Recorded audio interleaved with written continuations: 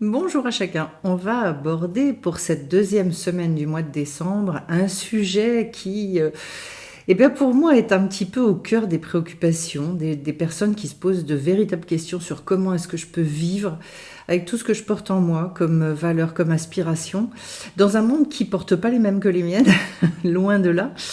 Et donc, comment je fais moi pour m'en sortir et pour finalement, avoir cette sensation de dignité, d'avoir cette sensation aussi de me respecter dans ce en quoi je crois profondément les valeurs avec lesquelles j'ai envie de vivre, le sens que j'ai envie finalement de donner à ma vie. Et c'est une vraie problématique, puisqu'en fait, le sens que moi j'ai envie de donner à ma vie, alors en tout cas quand on est dans une démarche naturellement, il est bien souvent à l'inverse complet du sens ou du pseudo-sens que le monde essaye de donner à l'existence et à ce que les autres personnes peuvent appeler la vie, mais qui en fait ne représentent pas grand-chose.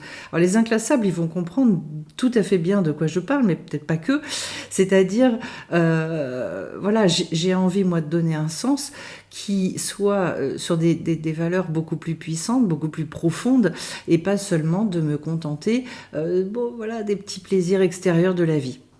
Donc cette semaine, et vous savez que ça s'inscrit dans le mois de Kislev, et on avait dit que Kislev, c'était le mois où il fallait rêver sa vie, se reconnecter à des appels profonds, à des aspirations, retourner dans un imaginaire très très positif, puisque le mois de Kislev était en lien justement avec la notion de rêve. Et donc, voilà, cette semaine, c'est la parashat Vayishlach. Donc, en fait, il sortit. D'où va sortir donc cette personne, Yaakov? Yaakov, qui est donc le troisième patriarche. Il a fui, donc on l'a vu la semaine dernière, il a fui chez lui. Voilà, il y a eu un problème avec son frère, il a dû partir, il est parti aussi pour se marier, pour avoir des enfants, etc. Il a fondé l'essentiel de sa famille. Et donc, cette semaine, ça fait maintenant plus de 20 ans qu'il est chez son beau-père, Lavan, qui est un curieux personnage, en tout cas un personnage qui veut se donner toutes les apparences de la respectabilité, de l'honnêteté, etc., et qui effectivement est tout l'inverse. C'est un véritable serpent. D'ailleurs, Lavan en hébreu, ça veut dire le blanc. Donc en fait, dans l'extériorité des choses, il tient un discours qui est véritablement impeccable. Il ne va pas cesser de faire des promesses, de dire si tu fais ci, je te ferai ça, etc. Et il ne les tiendra jamais. Il va mentir, pas un beau-père qu'on aurait véritablement envie de fréquenter, au demeurant d'ailleurs. En tout cas, Yaakov va devoir aller passer plus de 20 ans. Et c'est dans ces conditions-là qu'effectivement, il crée toute cette famille. Ce passage-là, alors ce sont des passages de nos vies qu'on peut connaître aussi. C'est une forme d'exil, c'est-à-dire très intéressant de constater que dans la Torah, finalement, tous les grands personnages passent par cet exil, que ça fait partie de la vie. On le dira jamais assez pour se réconcilier aussi avec nos parcours, parfois extrêmement sinueux. C'est important d'avoir toujours ça présent à l'esprit. Mais ce qui va caractériser ce personnage, Yaakov, ce grand tzaddik, eh bien en fait, c'est que justement là-bas, il va rester et il va réussir au sein d'un système complètement tordu, du mensonge, d'une ruse absolument incroyable, à rester droit, à rester, intègre. Voilà.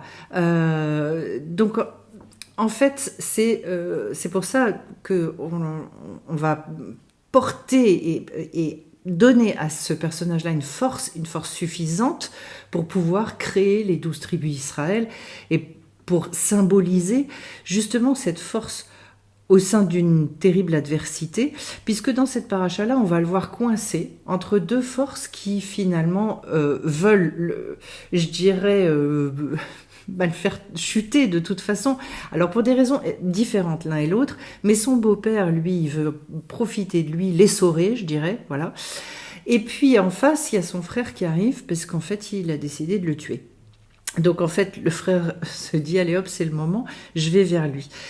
Et donc, ce sont un peu les moments des nuits noires de nos vies qui sont symbolisés ici, quand vraiment on se sent assailli de toutes parts, qu'on est coincé.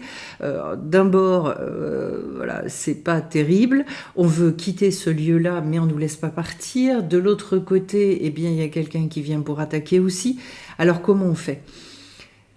Et finalement, Yaakov justement va se réveiller en pleine nuit, va partir en pleine nuit. Donc en fait, c'est dans ces circonstances terribles qu'il va décider qu'il est temps de bouger, que justement c'est le moment de bouger. Ça va lui donner un petit peu l'impulsion. Et donc, il va envoyer une missive à son frère et dans laquelle il va dire « Im Lavan Garti », c'est-à-dire « Écoute, avec Lavan, j'ai habité ».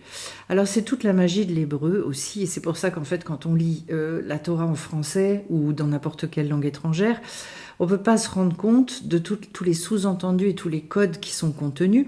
Mais le mot « Garti », donc « Im Lavan », c'est-à-dire en fait, j'ai vécu, voilà, avec quelqu'un qui a été tordu pendant plus de deux décennies. Et moi, Garti, ça a pour valeur numérique, pour ceux qui connaissent, il y a une gematria, chaque lettre a une valeur, et Garti a une valeur numérique de 613, c'est-à-dire qui correspond aux 613 mitzvot.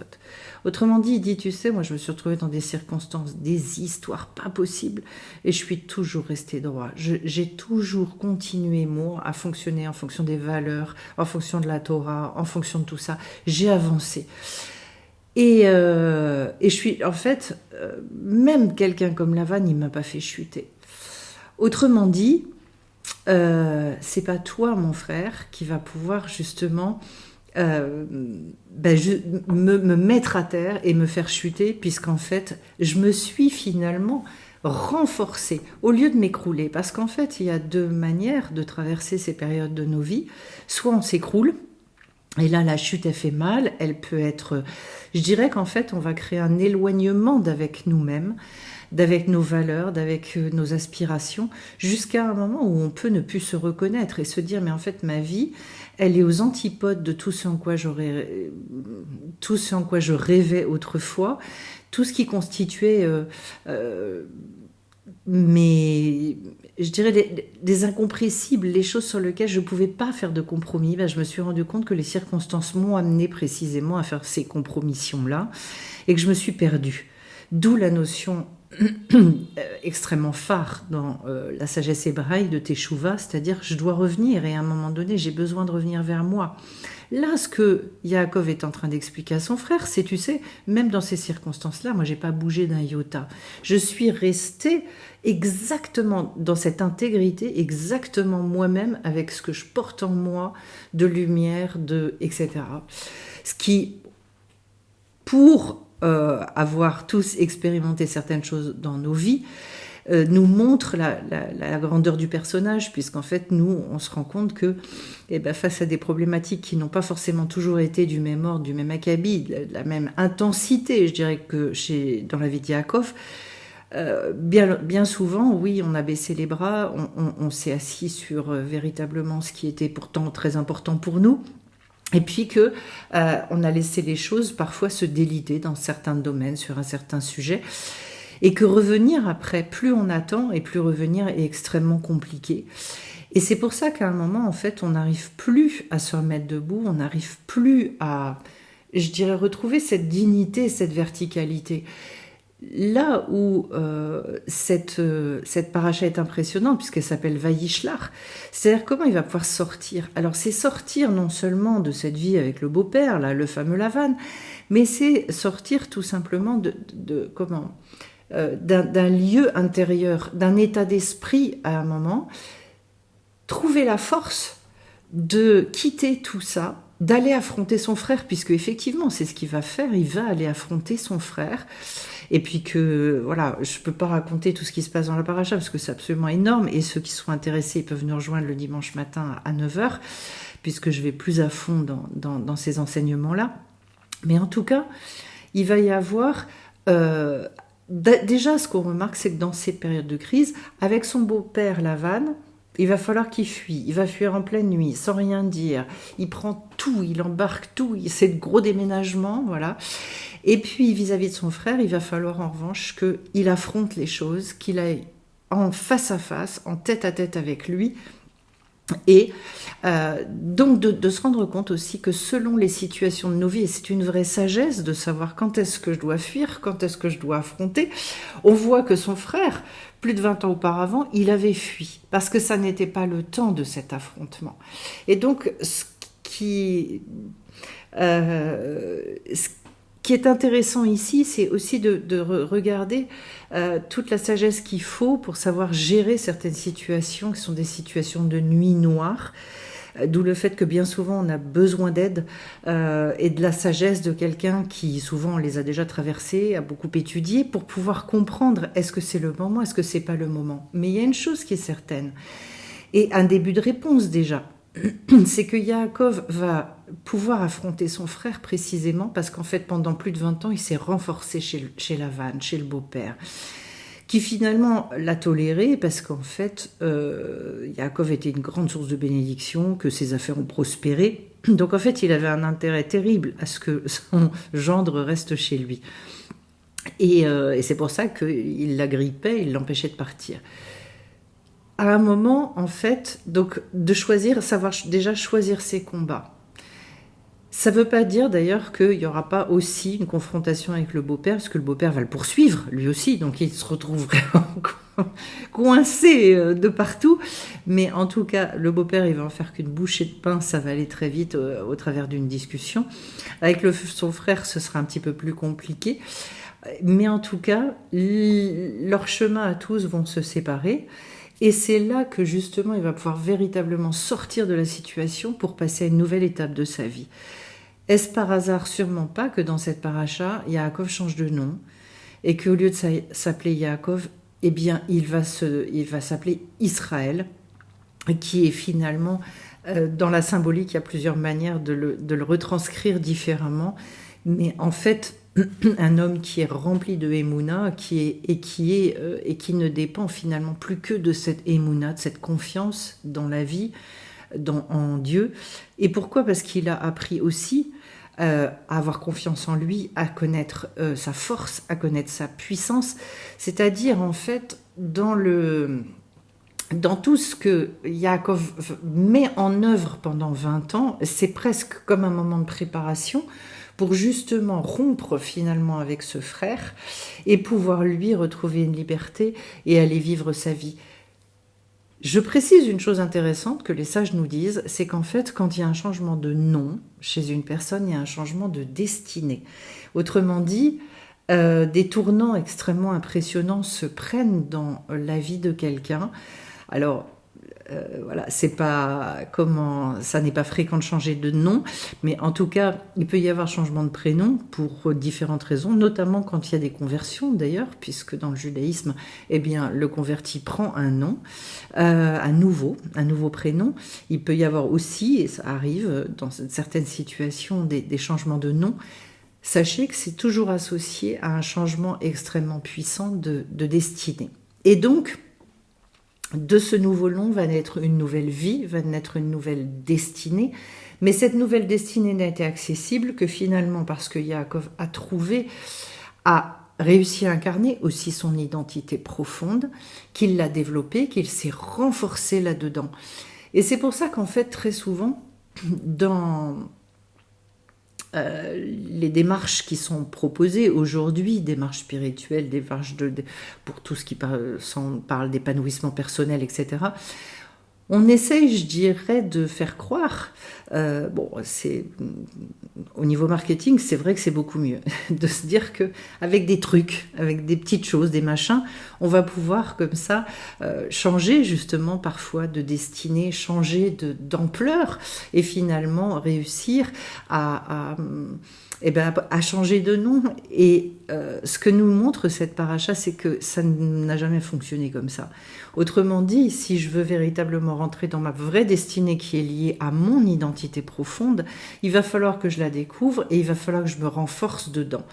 Bon, chez Yaakov, ça prend 22 ans quand même. Donc voilà, ce n'est pas une mince affaire, c'est pas une petite histoire, mais en tout cas, il va aller au bout de cette démarche et c'est ça qui va lui permettre d'ouvrir un champ des possibles qu'il n'aurait jamais connu sans ça. C'est pour ça qu'en fait, cette démarche évolutive, est-ce que ça veut dire d'ailleurs qu'une fois qu'il est arrivé à ça, je dirais que sa vie va devenir un long fleuve tranquille? Non, parce qu'il va y avoir encore d'autres aventures, mais ça va se passer, ça va se dérouler très très différemment. Et là, au sein de la famille qu'il aura créée lui. Donc ce seront pour d'autres raisons qu'on verra peut-être plus tard avec la suite. Mais en tout cas, oui, les problématiques vont plus du tout être les mêmes. Et surtout, il ne va plus être confronté à ce côté tordu. Voilà. C'est-à-dire, et c'est aussi un point extrêmement important de la paracha, ce que nous dit la paracha de Vayishlach, c'est si vous voulez quitter, en fait, alors c'est quoi les tordus? Bon, tout simplement, je dirais pour résumer, c'était Rabbi Nachman de Breslev qui disait, je crois que c'était lui, vous voulez savoir, finalement, oui c'était lui, vous voulez savoir en fait qu'est-ce qui est tordu et qu'est-ce qui n'est pas tordu, regardez ce que dit le monde, et si ce que vous entendez, c'est ce que dit le monde, et vous vous dites que c'est un mensonge, et allez chercher la vérité de l'autre côté. Donc c'était assez radical, finalement, c'était une manière de résumer les choses. Pourquoi? Parce que tout le fonctionnement de notre monde se fait sur des valeurs qui sont des valeurs extrêmement matérialistes, sur du consumérisme, sur tout un tas de choses dont on ne parle pas ici, dans la démarche, puisqu'on va rechercher des choses pérennes, des choses qui peuvent s'inscrire dans l'éternité, des choses avec lesquelles on repart après la mort et qui nous ont fait grandir. Donc voilà, on repartira pas avec notre maison, notre voiture ou je sais pas quoi. Mais en revanche, avec ces choses-là, oui, c'est bien pour ça qu'on vient, c'est pour accumuler ce genre de trésors. Et donc, cette paracha, elle nous montre aussi que ce sont des choix de vie assez fondamentaux finalement. Si j'investis et si je m'investis véritablement dans cet essentiel et dans ce qui véritablement est éternel, eh bien, il y a une grande incompatibilité avec le fait on dit en français qu'on ne peut pas courir 2 lièvres à la fois. Donc il y a aussi cette notion de ne pas pouvoir, je dirais, poursuivre des buts effrénés dans la consommation, dans le matérialisme, on va dire, effréné. Ce qui ne sous-entend pas du tout, selon la Torah, qu'il faut vivre pauvre. C'est pas ça dont on parle. Mais en revanche, c'est, voilà, vous l'avez bien compris, comprendre que la matière n'est pas une finalité en soi, mais qu'elle est en revanche un outil absolument extraordinaire pour se rapprocher justement de cette spiritualité. Donc il n'y a pas, je dirais, dans la sagesse hébraïque, de condamnation de la matière, loin de là, mais une manière de l'utiliser, de s'inscrire dedans, voilà, avec beaucoup de respect, etc., et d'aller rechercher des choses éternelles au sein de la matière.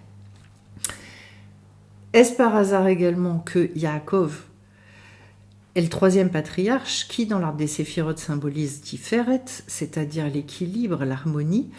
Eh bien, finalement, Yaakov va également synthétiser finalement entre son grand-père et son père, le côté chesed, donc la bonté, la générosité, etc., toute la patience, et de l'autre côté, Yitzhak, son père, qui a été le din, la gvura, donc la rigueur, le cadre, les choses, la loi. Et lui va pouvoir faire une synthèse entre les deux, ce qui va lui permettre, et c'est pour ça que c'est à partir de lui que sont créées les 12 tribus d'Israël, ce qui va permettre à Yaakov d'incarner l'harmonie, l'équilibre nécessaire entre ces deux midotes pour arriver à quelque chose qui est de l'ordre de la vérité. Je précise d'ailleurs, j'en profite, puisque une personne m'a demandé de refaire une formation sur l'arbre des séphirotes si vous êtes intéressés, puisqu'en fait nous contenons tous cet arbre et que cet arbre on doit le travailler pour arriver à vivre ce qu'on a envie de vivre. Donc si ça vous intéresse, n'hésitez pas à m'envoyer un mail pour que je remette une date aussi à la rentrée. En tout cas, ce que je voulais exprimer par rapport à cette idée de Tiferet, c'est que Tiferet,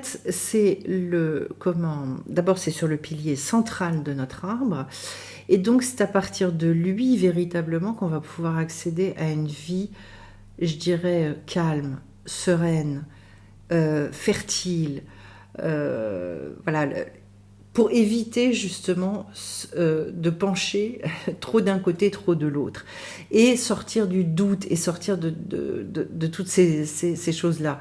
Vous comprenez maintenant pourquoi c'est un vrai chemin et pourquoi c'est pas quelque chose qu'on peut acheter comme ça, voilà. Non, c'est quelque chose qui se construit, c'est quelque chose qui se goûte, qui se teste, qui s'expérimente, et progressivement, on arrive à ce tif eret. En tout cas, Yaakov nous montre que pour arriver à ça, il va falloir aller goûter et se confronter. Alors ça, en règle générale, on l'a fait, mais on n'a pas forcément réussi à en tirer tout le bénéfice finalement qu'on aurait pu en tirer. Aller goûter l'autre côté, c'est-à-dire ce côté qui est justement d'un grand déséquilibre, puisqu'en fait sa vie a été marquée par ça, et que c'est parce qu'on arrive à traverser le grand déséquilibre et qu'on arrive à retrouver un équilibre au sein du déséquilibre que là on va véritablement pouvoir incarner. Donc la faiblesse de départ devient à ce moment-là une force extraordinaire que plus personne peut nous enlever. Et c'est ça qu'Yaakov dit à son frère, c'est sage de toute façon. Moi, mon identité, mon équilibre, ma verticalité, c'est acquis. Là, maintenant, il y a des racines, et encore une fois, qui impliquent justement un rapport assez souple à la vie, un rapport assez souple avec soi-même, mais en même temps, une confiance absolument phénoménale. Et ce que Rabbi Nachman appelle aussi, que j'aime beaucoup cette expression, c'est une audace de sainteté. Qu'est-ce qu'il veut dire par là? C'est dans ce dans quoi je crois, dans mes valeurs profondes, il va falloir que je sois audacieux. Comment il y a cette notion-là d'une énergie indestructible. Autrement dit, je ne lâcherai jamais. Quoi qu'il en soit, quoi qu'il arrive dans ma vie, il y a quelque chose, même si je sais que je ne sais pas grand-chose, mais il y a un petit quelque chose, une petite impulsion, une petite étincelle en moi qui dit, même si je passe par des moments de découragement, de ci, de ça, même si je ne suis pas content de moi à certains moments, même si, au bout du compte, je ne lâcherai pas. Si vous avez ça, alors effectivement, continuez à avancer, continuez à étudier, continuez à mettre des choses en place, à suivre des conseils, d'ailleurs, au travers notamment des conseils de Rabbi Nachman, parce qu'ils sont assez extraordinaires, de beauté, d'efficacité, de plein de choses. En tout cas, voilà. Et ça, ce chemin de vie-là, il est enthousiasmant. Là, on est véritablement dans le sens donné à la vie. C'est tout ce que je vais vous souhaiter sur cette semaine, de vivre, un Vayishlach qui vous permette justement de sortir. Et on sort petit à petit, ça se construit pas à pas. Mais ce pas à pas est d'une efficacité redoutable parce que pendant ce temps-là, dans ce pas à pas, les racines, elles poussent. Et que la racine qui au début était une toute petite, un petit quelque chose tout fragile et qui est susceptible effectivement de se briser, de se casser, d'être déraciné à tout moment, à un moment finit par avoir une taille absolument phénoménale et que là, l'arbre il est prêt à affronter toutes les tempêtes et que ça ne le fera plus bouger du tout. Je vous souhaite plein de belles choses et puis je reviens bien vite vers vous.